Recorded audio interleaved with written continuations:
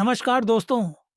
आज हम कक्षा 10 की वर्णिका के भाग 2 के पहले पाठ दही वाली मंगम्मा को पढ़ेंगे। ये कहानी श्रीनिवास जी द्वारा लिखी गई है और इसका अनुवाद दिया B.R. नारायण ने किया है। ये एक कन्नड़ कहानी है जो हमें जीवन के महत्वपूर्ण पहलुओं को समझने का अवसर देती है। कहानी की शुरुआत होती है वेंकटपुर नामक एक छोटे से गांव से, जहां एक विधवा महिला मंगम्मा अपने बेटे, बहू नजम्मा और पोते के साथ रहती है। मंगम्मा का जीवन दही बेचने के इर्द गिर्द घूमता है। वह हर दिन अपने गांव से 3 मील दूर बेंगलुरु जाकर दही बेचने निकलती है। उसके पास कुछ पैसे होते हैं जिन्हें वह अपनी मेहनत से कमाती है। एक दिन मंगम्मा ने बेंगलुरु में एक अन्य महिला से मुलाकात की जिसे वह मांझी कहकर पुकारती थी।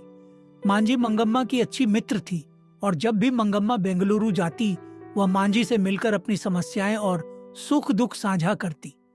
दोनों के बीच एक गहरी मित्रता थी जिसमें वे एक दूसरे की मदद करती थी। घर पर मंगम्मा की बहू नजम्मा अपने बेटे को किसी बात पर डांट रही होती है।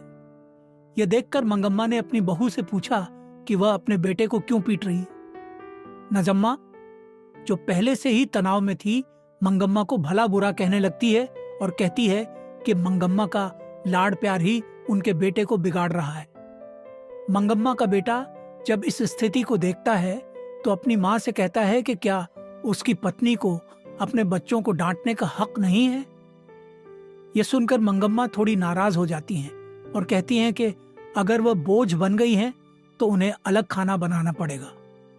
यह सुनकर मंगम्मा का बेटा कहता है कि अगर आपको ऐसा लगता है तो यही सही। इस बात ने मंगम्मा को सोचने पर मजबूर कर दिया। मंगम्मा अपनी मांझी को बहुत मानती थी। पहले जब मंगम्मा दही बेचकर पैसे कमाती थी तो वह अपनी बहू के लिए गहने खरीदती थी, लेकिन जब नजम्मा ने मंगम्मा से अलग होने का निर्णय लिया तो मंगम्मा की स्थिति बदल गई। एक बार मंगम्मा ने मांझी से कहा कि वह एक खूबसूरत मखमली ब्लाउज पहनना चाहती है। मांझी ने बताया कि उसकी कीमत लगभग 8 रुपए है। यह सुनकर मंगम्मा ने अपने पैसे बचाने का निर्णय लिया और दर्जी को वही ब्लाउज सिलवाने के लिए दे दिया। अब मंगम्मा भी मखमली ब्लाउज पहनने लगी। यह देखकर नजम्मा जलने लगी और कहने लगी कि इस बुढ़ापे में भी मंगम्मा जवान दिख रही है, जिससे नजम्मा की जलन बढ़ गई। गांव में रंगप्पा नाम का एक लालची आदमी था जो मंगम्मा के पास पैसे होने की बात सुनकर उसके पीछे पड़ गया। वह हमेशा मंगम्मा से पैसे मांगता रहता था और मंगम्मा का इनकार उसे और भी भड़काता। एक दिन मंगम्मा ने सोचा कि रंगप्पा को पैसे उधार देने की बजाय वह अपने पैसे मांझी के पास रखवा देगी। जब नजम्मा को पता चला कि मंगम्मा ने अपने पैसे मांझी के पास रखवाए हैं तो उसने सोचा कि कुछ करना पड़ेगा ताकि वह पैसे वापस ले सके। उसने अपने बेटे से कहा कि वह दादी के पास जाए और वहां रहने का बहाना करे। शाम को नजम्मा अपने पति के साथ मंगम्मा के घर गई और मंगम्मा से माफी मांगने लगी। नजम्मा ने कहा कि उसे अपनी गलती का एहसास हो गया है और अब वह मंगम्मा के साथ रहना चाहती है। नजम्मा ने मंगम्मा से अनुरोध किया कि वह दही बेचने का काम उसे दे दे, क्योंकि मंगम्मा अब बूढ़ी हो गई है।